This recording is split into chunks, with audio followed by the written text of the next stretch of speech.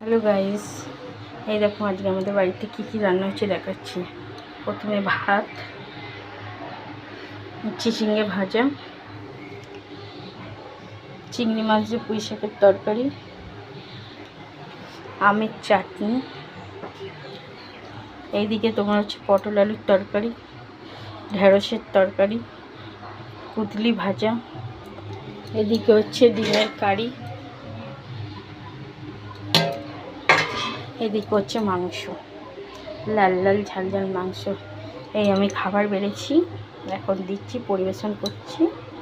এই দেখো, এটাও মাংস, এটাও মাংস, এটা ডিমের কারি, এটা চিংড়ি মাছ দিয়ে পুঁই শাক, এই যে চিংড়ি।